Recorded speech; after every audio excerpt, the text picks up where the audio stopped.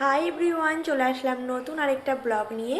তো সবাইকে জানাই শুভ মকর সংক্রান্তি। যদিও মকর সংক্রান্তির পুজো কালকে হয়ে গেছে, কিন্তু আজকে হবে আমাদের বাড়িতে লক্ষ্মী পুজো। তো অনেকেরই দুদিন ধরেই পুজো হয়, কালকেও হয়েছে, আজকেও হবে। আর আমাদের এইদিকে সবার আজকেই পুজো হয়। তো সেটারই এখন তোড়জোড় চলছে। বাড়িতে পুজো মানে প্রচুর কাজকর্ম থাকে। তো একটু পরেই যাব আমি আলপনা দিতে, তারপর বিকেলের দিকে পুজো হবে বাড়িতে। তো চলো ব্লগটা দেখতে থাকো। এখন আমি চলে এসেছি ছাদে জামা কাপড় তুলতে। তো সকালের দিকে এত জামা কাপড় যেগুলো রয়েছে, তো সেগুলো সব রোদে দিয়েছিলাম।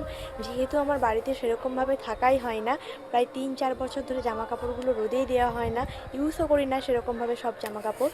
তো সেই জন্য আজকে সকালে সব রোদে দিয়েছি। এইগুলো এখন তুলে নিয়ে আমাকে ভাঁজ করে রাখতে হবে। বিশাল বড় কাজ আজকে। দেখে মনে হচ্ছে যেন জামা কাপড়ের পাহাড় জমে আছে এখানে।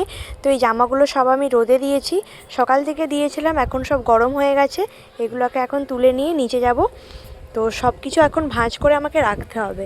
আজকে পুজোর দিন, তার মাঝে এত কাজ, কখন যা হবে তার কোনো ঠিক নেই। তো ঠাকুরমশাই চলে এসেছে আর পুজো শুরু হয়ে গেছে। আর ওইদিকে সন্ধ্যেবেলা পিঠের জন্য কাকিমা এখন নারকেল কাটছে।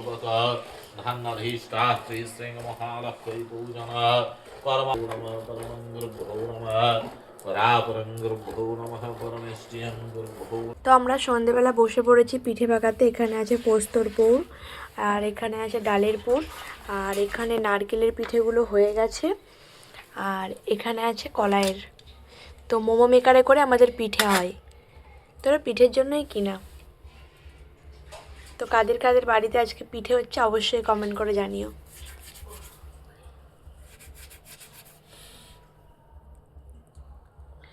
তো পিঠে আমাদের হয়ে গেছে আর পিঠে খেতে এখন বসে পড়েছি। তো এখানে 3 রকমের পিঠে আছে। এটা হচ্ছে পোস্তর পিঠে, এটা হচ্ছে যা গুড়ের মধ্যে ডুবে গেল, নারকেলের পিঠে, আর তার সাথে আছে কলাইয়ের পিঠে। তো কে কে খাবে চলে আসো। তুমি খাও, খেয়ে বলো কেমন হয়েছে। ভালোই যাও। আমার তো পুরপিঠে খুবই ভালো লাগে। কার কার ভালো লাগে পুরপিঠে খেতে? আমার ভালো লাগে না। আমার খুব ভালো লাগে। সব পিঠের মধ্যে পুরপিঠে আর বাটিসাপটা খুব সুন্দর লাগে।